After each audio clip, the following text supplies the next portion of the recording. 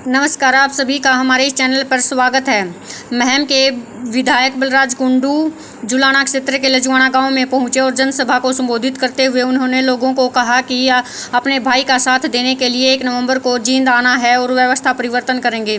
अपने बच्चों का भविष्य बनाने के लिए और किसान मजदूर को बचाने के लिए यही सोच और उद्देश्य को लेकर मैं राजनीति में आया हूं और आपका साथ रहा तो वादा करता हूं 1 नवंबर को पूर्ण रूप से आशीर्वाद दे देना।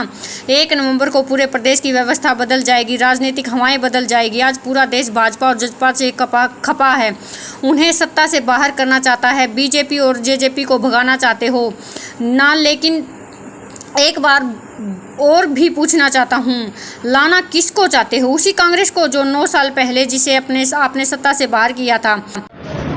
जी सर, क्या कहेंगे? आज लजुआना गांव में पहुंचे, काफ़ी समर्थन लोगों का मिला आपको। लजुआना में 1 नवंबर की रैली के दिन निमंत्रण देने आया था। आप सब जानते हैं कि आज जिस प्रकार के हालात के दौर से हरियाणा प्रदेश गुजर रहा है, जो राजनीति माहौल है, आज लोग सरकार की नीतियों से बहुत ही परेशान और ठगा हुआ महसूस कर रहे हैं और लोगों का विश्वास उठ चुका है राजनीतिक राजघरानों की इस लूट और झूठ की दुकान से। ये सपने बेचकर लोगों के विश्वास के साथ विश्वासघात करने वाली राजनीति से लोग पूर्ण रूप से थक चुके हैं। इन्होंने सबको देख लिया, पहले कांग्रेस को देखा, चौटाला को देखा और अब बीजेपी जेजेपी को देख लिया। सब पार्टियों से लोग विचलित हैं। आज हम करें तो करें क्या? तो इन प्रदेश के लोगों को एक नया विकल्प देने के लिए हमने हरियाणा जन सेवक पार्टी का निर्माण किया है और उसकी 1 तारीख को जींद के एकलव्य स्टेडियम सविदो रोड पर एक भव्य रैली का आयोजन किया गया है, जन सेवा संकल्प रैली। इसमें एक संकल्प लिया जाएगा कि राजनीति करेंगे जन सेवा की सोच को लेकर, इस प्रदेश के युवा को बचाने के लिए, गरीब किसान मजदूर को हक दिलाने के लिए। तो उसी सोच को लेकर और उसी नीति को लेकर आज इस गांव में आपने देखा कि लोगों ने कितना प्यार, आशीर्वाद और भरोसा दिलाया है पूर्ण रूप से साथ देने के लिए। तो उसी के उपलक्ष्य में यहाँ आ जाना। लगातार जींद में 3 रैलियाँ हो चुकी हैं, 4थी रैली आपकी है, तो क्या कहेंगे ऐसी?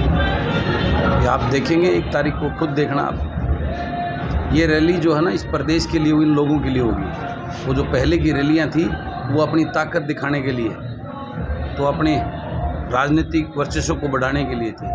हम इस रैली से लोगों में एक नया विश्वास पैदा करेंगे जन सेवा की सोच का, ताकि यहाँ जो लोग आएंगे इस पार्टी के माध्यम से, उस किसान मजदूर के, युवा पढ़े लिखे बेटों को वो प्लेटफार्म देंगे जो उनको कभी मिलता नहीं है। क्योंकि राजनीतिक पार्टियाँ और ये दल और ये राजनीतिक राजघराने अपने चाटुकार और गुलामों को टिकट देते हैं। किसी आम घर के किसान मजदूर के, पढ़े लिखे युवा, ऊर्जा, ईमानदार जो राजनीति में कुछ करना चाहता है, उनको कभी राजनीतिक प्लेटफार्म मुहैया नहीं कराते। तो ऐसे युवाओं को आगे बढ़ाने के लिए, राजनीति में युवाओं की भागीदारी बढ़ाने के लिए हमने राजनीतिक दल का गठन किया है। और ये राजनीतिक दल आने वाले 2024 के अंदर प्रदेश के अंदर एक नया राजनीतिक समीकरण बदलकर प्रदेश को एक सेवा करने वाली जो न सरकार देने का काम करेगा। मुख्य चेहरा कौन होगा? रैली में वहाँ मुख्य चेहरे प्रदेश की जनता होगी। मैंने किसी मुख्य चेहरे को नहीं, इस समाज के किसान मजदूर के बेटों को मुख्य चेहरा बनाने के लिए इस दल का गठन किया है। उसमें से तराश कर उन हीरों को निकाल कर वो चेहरा बनाने का काम करेंगे जो वास्तव में इस प्रदेश को 1 नवंबर हरियाणा निर्माण दिवस है, एक नए हरियाणा का निर्माण करने की सोच वाले युवाओं को आगे बढ़ाए। जैसे आपने पैदल यात्रा शुरू की थी, जी, आपकी यात्रा शुरू होते ही हरियाणा में विभिन्न दलों ने भी अपनी यात्रा शुरू कर दी थी। जी, अब रैली का भी ऐसा ही है। जी।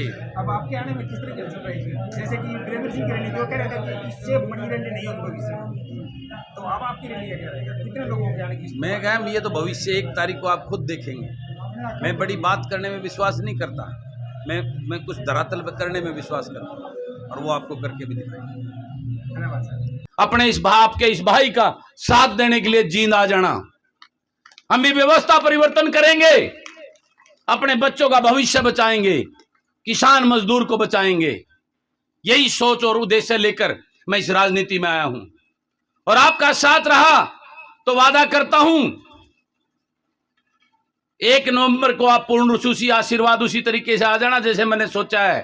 2 नवंबर को इस प्रदेश की व्यवस्था बदल जाएगी, राजनीतिक हवाएं बदल जाएंगी।